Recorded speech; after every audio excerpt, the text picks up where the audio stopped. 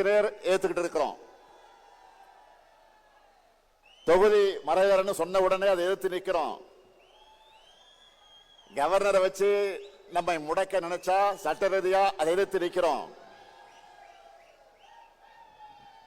முக்கியமா மாநிலங்கள் தான் வலிமையான நாட்டுக்கு அடித்தல் என்பதை அழுத்த நிறுத்தமா சொல்ல மத்திய அரசு இல்ல ஒன்றிய அரசுன்னு அழுத்தி சொல்றோம். இப்படி போராடி போராடி தமிழர்களை தமிழ்நாட்டை தலை நிமிர்த்துகிறோம். இப்படி தலை நிமிர்ந்த தமிழ்நாட்டை ஒரு நாளும் தலைகுனிய விட மாட்டோம். அதனால்தான் சொல்றேன், பேரறிஞர் அண்ணாவுடைய கொள்கை பட்டாளமே, தலைவர் கலைஞருடைய உயிரினும் உயிரான உடன்பிறப்புகளே, தனி நபர்கள் தோன்றுவார்கள் மறைவார்கள், கட்சிகள் வரும் போகும், ஆனா தமிழ்நாட்டினுடைய தனிப்பெருமை நிரந்தரமானது.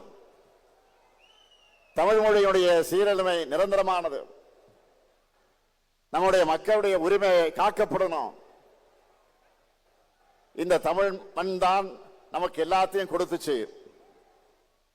இந்த மண்ணை காக்கிற பொறுப்பு கடமையும் நமக்குத்தான் இருக்கு. டெல்லி நம்ம மேல எப்படியெல்லாம் ஆதிக்கம் செலுத்துறாங்க, ஒன்றா ரெண்டா இந்தி மொழியை திணிக்கிறாங்க. நம் மாணவர்களை பலி வாங்கக்கூடிய நீட் தேர்விலிருந்து விலக்கு தர மறுக்கிறாங்க. நம்ம பசங்க படிக்கிறதுக்கான கல்வி நிதியை கூட விடுவிக்க மறுக்கிறாங்க.